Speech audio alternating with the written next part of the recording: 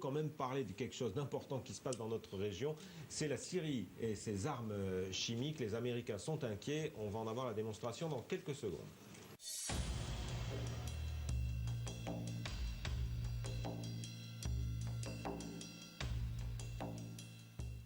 Le débrief et un retour maintenant sur la situation en Syrie où les craintes israélo-américaines semblent très proches de la réalité que nous décrivait Roni Ohayon il y a 48 heures. Les forces de Bachar al-Assad bombardent activement la ville de Safira au nord de la Syrie. Les experts du renseignement américain affirment qu'Assad est paré.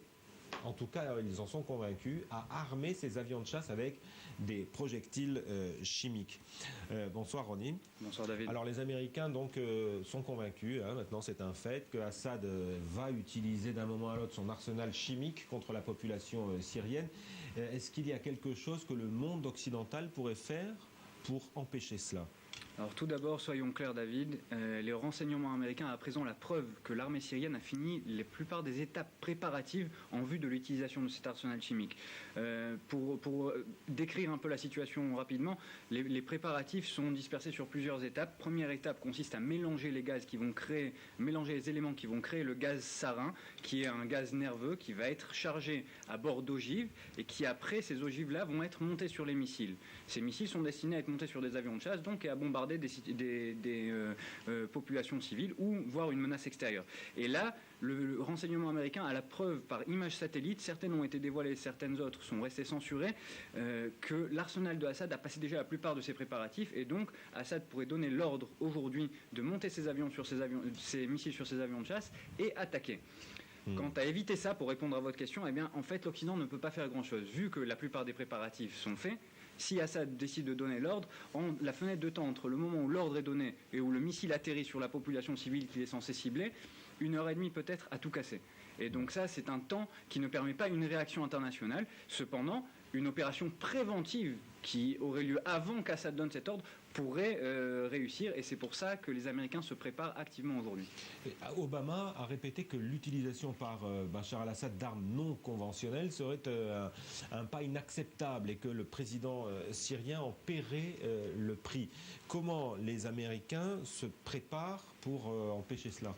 Alors, comment vont-ils réagir ? Plusieurs étapes de ce côté-là aussi. Premièrement, le bataillon d'intervention qui est spécialisé en armes de destruction massive se tient en alerte maximum au Moyen-Orient. Il est situé entre la Turquie et l'Arabie Saoudite et il est préparé à opérer une opération qui aurait pour but de s'infiltrer en Syrie, de prendre le contrôle de ces installations chimiques et ainsi de sécuriser l'arsenal. Deuxièmement, l'OTAN confirme le déploiement de batteries antiaériennes patriotes à la frontière turque, batteries qui auraient pour but de sécuriser un couloir aérien qui permettrait aux forces occidentales de s'infiltrer en Syrie. Et troisièmement, la diplomatie américaine intensifie ses efforts face à Beijing et à Moscou afin d'obtenir leur accord pour une opération préventive ou une offensive de réaction à l'utilisation d'armements chimiques. En Israël aussi, on s'inquiète de cette situation, comme on l'a déjà expliqué dans cette émission. Est-ce que Jérusalem se repose entièrement sur les Américains, leur disent débrouillez-vous, vous avez assez de renseignements pour savoir quoi faire, ou est-ce que les Israéliens se préparent aussi au cas où ? Alors tout d'abord, il faut dire que le seuil d'inquiétude israélien a même augmenté ces dernières 24 heures, car les bombardements que vous décriviez dans la ville de Safira au nord du pays étaient destinés, les bombardements de l'armée de l'air syrienne étaient destinés à empêcher les forces d'opposition d'entrer dans les bases militaires qui sont à proximité de cette ville, bases militaires où est stocké la plupart de l'arsenal chimique de Assad. Et donc la crainte israélienne que ces armes tombent entre les mains de terroristes Al-Qaïda ou autres forces, ou djihad global, entre djihadistes, cette crainte-là a bien augmenté durant ces dernières 24 heures.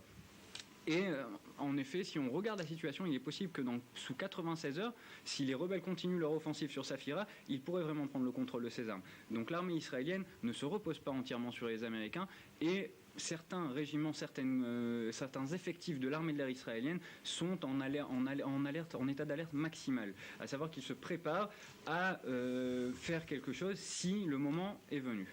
Alors, de l'autre côté de la frontière, au Liban, il y a plusieurs frontières en Syrie, donc il y a des rapports qui nous parviennent sur des combats très sanglants à Beyrouth, la capitale libanaise. Ces combats sont en train de s'intensifier. Évidemment, ça a un rapport avec ce qui se passe en Syrie.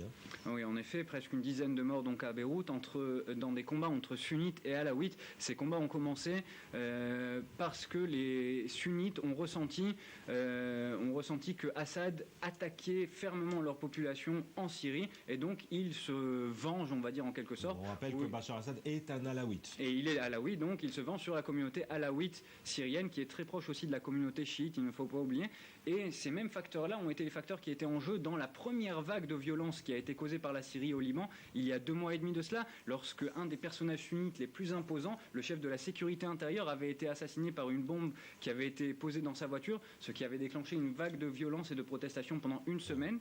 À l'époque, on parlait même peut-être d'un retour à la guerre civile. On voit là une deuxième vague qui commence à rapprocher encore une fois le Liban vers les conflits ethniques qui l'ont mené il y a 20 ans à une guerre civile qui a duré une dizaine d'années et de façon très sanglante. Merci. Voilà pour les mauvaises nouvelles du moment, en tout cas sur le front syrien. Merci de nous avoir suivis. Bonne semaine à tous. Bon week-end.